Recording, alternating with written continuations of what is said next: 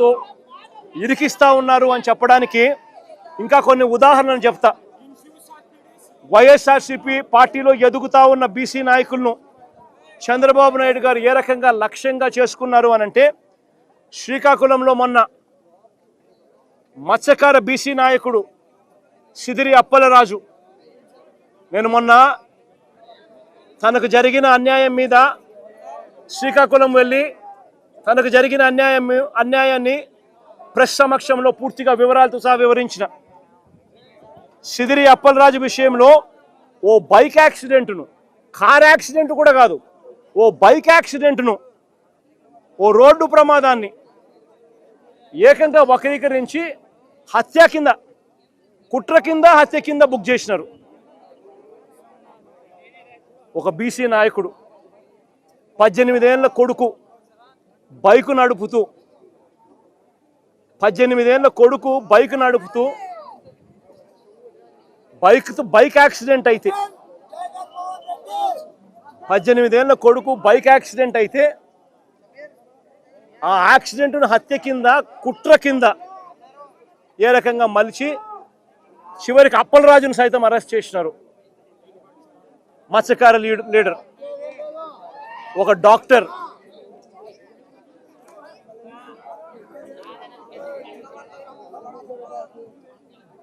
ఎంత దారుణంగా జరుగుతూ ఉన్నాయనంటే, ఇదే అప్పలరాజు గారిని చూడడానికి నేను, అప్పలరాజు కుటుంబాన్ని, అప్పలరాజును చూడడానికి నేను పోతే ప్రజలు విపరీతంగా వచ్చిన సందర్భంలో చింతాడ రవికుమార్ అని చెప్పి ఆముదాల వలస మా కోఆర్డినేటర్, బీసీ నాయకుడు, కాళింగ కులస్తుడు, బీసీ నాయకుడు, ఆయన లేడీ ఎస్ఐని చంపబోయాడంట. ఆయన లేడీ ఎస్ఐని అంతమంది జనాదుల మధ్య, నన్ను రిసీవ్ చేసుకోవడానికి ఇంతమంది జనాదులు వచ్చిన పరిస్థితుల మధ్య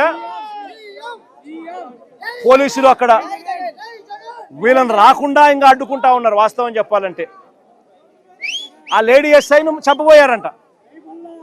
అది కేసు. ఎవడన్నా పోలీసు వాళ్ళని, ఇంతమంది మనుషుల ముందర ఎవడన్నా పోలీసు వాళ్ళని చంపుతారా? బుద్ధి జ్ఞానం ఎవడన్నా ఉందా? ఎవడన్నా కేసు పెట్టేవాడు ఎవడైనా? అందులో ఆడ ఎస్ఐని ఎందుకు చంపుతారు ఎవరైనా కూడా? అయినా ఆయన మీద ఇటువంటి తప్పుడు కేసు, అరెస్టు. ఈరోజు మళ్ళీ కర్నూలులో బోయ కులస్తుడు, బీసీ, ఆలూరు ఎమ్మెల్యే పరిస్థితి ఏమిటని ఇప్పుడే చెప్పిన. అక్రమ కేసుల్లో ఏ రకంగా బీసీ నాయకత్వాన్ని చంద్రబాబు నాయుడు గారు దగ్గరుండి నలిపివేస్తా ఉన్నాడని చెప్పడానికి ఇంకొక ఉదాహరణ. మరో ఘటన, మాజీ ఎమ్మెల్యే ముస్తఫా, గుంటూరు మాజీ ఎమ్మెల్యే ముస్తఫా, మైనారిటీ లీడర్, ఏ రకంగా అక్రమ కేసు పెట్టి ఏ రకంగా ఆయన అరెస్ట్ చేసినారో ఇంతకుముందు కూడా దీని విషయంగా కూడా తన కూతురు కూడా వివరంగా కూడా చెప్పింది. వాళ్ళే డబ్బులు ఇచ్చినారు, ఆన్లైన్లో డబ్బులు ట్రాన్స్ఫర్ చేసినారు. పొగాకు కొనుగోలు చేసేందుకు డబ్బులు వీళ్ళే ఇచ్చి, పొగాకు కొనుగోలు చేసేందుకు వీళ్ళే డబ్బులు ఇస్తే ఆ మనిషి పొగాకు ఇవ్వాల, డబ్బులు వెనక్కి ఇవ్వాల. పైగా ఈ ముస్తఫా మీద కేసు, అక్రమ కేసు. ఇదెక్కడి న్యాయమో ఆలోచన చేయమని చెప్పి నేను కోరుతా ఉన్నా. పోలీసులు చేయాల్సింది డబ్బులన్నా ఇప్పించాలా, కనీసం సరుకన్నా ఇప్పించాలా. డబ్బులు ఇప్పించలేదు, సరుకు ఇప్పించలేదు, పైగా ముస్తఫా మీదనే కిడ్నాప్ కేసు. ఈయన స్వయంగా ఈ మనిషిని తీసుకొని పోయి పోలీసులకు ఈయన స్వయంగా అప్పచెప్పినాడు పోలీస్ స్టేషన్లో. అయినా ఈయన కిడ్నాప్ చేశాడని రివర్స్ ఈయన మీద కేసు. ముస్తఫా ఒక బీసీ మైనారిటీ నాయకుడు. మరో యాదవ నాయకుడు కారుమూరు సునీల్ మన పార్టీ తరఫున ఏలూరు ఎంపీగా తాను పోటీ చేశాడు. కారుమూరు సునీల్ అని చెప్పి బీసీ నాయకుడు, యాదవ కులస్తుడు. ఆయన మీద మరో అక్రమ కేసు. డిస్ట్రిక్ట్ పరిధిలో టెండర్లు పిలుస్తారు, లిక్కర్ ట్రాన్స్పోర్ట్ దానికి సంబంధించి టెండర్లు పిలిచి డిస్ట్రిక్ట్ కలెక్టర్ పిలుస్తాడు ఆయా జిల్లాలలో. ట్రాన్స్పోర్ట్ చేసేందుకు. అది మహా అయితే దాంట్లో ఏదైనా మిగిలితే 2 కోట్లు ఏదైనా మిగిలితే గొప్ప సంగతి. లోకల్ లెవెల్లో, జిల్లా లెవెల్లో జరిగే టెండర్లు, దాంట్లో ఈ మనిషిని అరెస్ట్ చేసినారు. ఏ కేసు పడితే ఆ కేసు, ఎవడి మీద చేయాలనుకుంటే వాడి మీద అక్రమ కేసులు ఇష్టం వచ్చినట్టుగా పెట్టడం, దొంగ సాక్ష్యాలను క్రియేట్ చేయడం, ఇష్టం వచ్చినట్టుగా అరెస్టు చేసుకుంటూ పోవడం రాష్ట్రంలో ఇవాళ జరుగుతూ ఉన్నది ఇదే. నేను ఒకటే చెప్తా ఉన్నా, ఈరోజు ఎంత దయనీయమైన పరిస్థితిలో, ఎంత హేయమైన పరిస్థితిలో ఈ వెన్నుపోటు పార్టీ పాలనలో ఇవాళ పాలన జరుగుతూ ఉందని చెప్పడానికి ఇంకొక ఎగ్జాంపుల్ చెప్తా. ఇదే జైల్లోకి నేను పోయా. ఇరుపక్షాన ఒక ఎమ్మెల్యేని అరెస్ట్ చేస్తే ఇరుపక్షాలను చూడడానికి నేను పోయా. ఒక మాజీ ముఖ్యమంత్రిని నేను అవమానించడం కోసం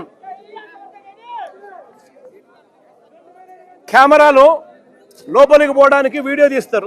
వీడియో ఒకసారి ఫోటో తీసుకుంటాడు. మామూలుగా ఎవరైనా కూడా కూర్చోబెట్టి లోపలికి తీసుకొని పోయి కూర్చోబెట్టి ఎవరికైనా కూడా ఫోటో తీసి తర్వాత పంపిస్తారు. కేవలం నన్ను అవమానించాలని, ఇలా సేడిజం చూడు ఎలా ఉందో, సేడిస్టిక్ మెంటాలిటీ చంద్రబాబు నాయుడు గారికి ఎలా ఉంటుందని చెప్పడానికి చెప్తా ఉన్నా. నన్ను గ్రిల్ బయట నిలబెట్టించి గ్రిల్ బయటనే ఫోటో ఇలా తీస్తున్నారు. నేను అడిగినా, ఇది మామూలుగా అందరికీ ఇదే మాదిరిగానే తీస్తారా అని. ఎందుకనంటే మా ప్రభుత్వ హయాంలో రిఫార్మ్స్ తీసుకొచ్చినాం. పీపుల్ ఫ్రెండ్లీ పోలీస్ స్టేషన్ అని ఏర్పాటు చేసినాం.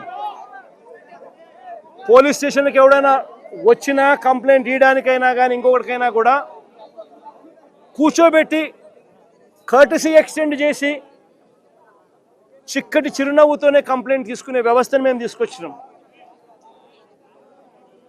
పీపుల్ ఫ్రెండ్లీ పోలీస్ స్టేషన్ అని మేము తీసుకొస్తే ఇక్కడ అవమానించే కార్యక్రమం ఎవరికి మాదిరిగా చేయరంట. నేను అడిగిన సూపరింటెండెంట్ను, ఏమన్నా అందరికీ ఇదే మాదిరిగానే చేస్తారా అని. లేదు సార్, అందరినీ మామూలుగా అయితే కూర్చోబెడతాము, మీరు కాబట్టి నిలబెట్టించి మాదిరిగా చేయాలా అని చెప్పి ఆదేశాలు వచ్చినాయి సార్ అంటాడు. ఏమి సేడిజం అంటే ఇది. నేను చంద్రబాబు నాయుడు చెప్తా ఉన్నా, రేపు పొద్దున ఎల్లకాలం మీ ప్రభుత్వమే ఉండదు చంద్రబాబు అని చెప్పి గట్టిగా చెప్తా ఉన్నా. ఏదైతే మీరు ఇస్తున్నారో ఇవే రేపు పొద్దున పనులు అవుతాయి. ఏదైతే తప్పుడు సాంప్రదాయాన్ని మీరు మొదలెడతా ఉన్నారో ఇవే రేపు పొద్దున రెండింతలై మీకు చుట్టుకుంటాయని చెప్పి చంద్రబాబు నాయుడు గారికి గట్టిగా వార్నింగ్ ఇస్తూ ఇవాళ చెప్తా ఉన్నాను. నేను చూస్తా 2 ఏళ్ళు అయిపోయింది. కళ్ళు మూసుకొని కళ్ళు తెరిచేసరికి మరో 3 ఏళ్ళు కూడా అయిపోతుంది. దాని తర్వాత మాత్రం ఇదే చంద్రబాబు నాయుడు గారికి చెప్తా ఉన్నా, వెన్నుపోటు పార్టీకి నాయకుడిగా ఉన్న చంద్రబాబు నాయుడు గారికి చెప్తా ఉన్నా, ఈ మాదిరిగా తప్పుడు కార్యక్రమాలు ఏదైతే చేస్తూ ఉన్నావో, తప్పుడు విత్తనాలు నాటుతా ఉన్నారు. ఈ విత్తనాలు రేపొద్దున చెట్లు అవుతాయి. ఒక తప్పుడు వ్యవస్థను మీరు క్రియేట్ చేస్తున్నారు. మానుకోకపోతే ఇవి మీకు చుట్టుకుంటాయి, రెండింతలై అని చెప్పి చంద్రబాబు నాయుడు గారికి గట్టిగా వార్నింగ్ ఇచ్చి మళ్ళీ చెప్తా ఉన్నా.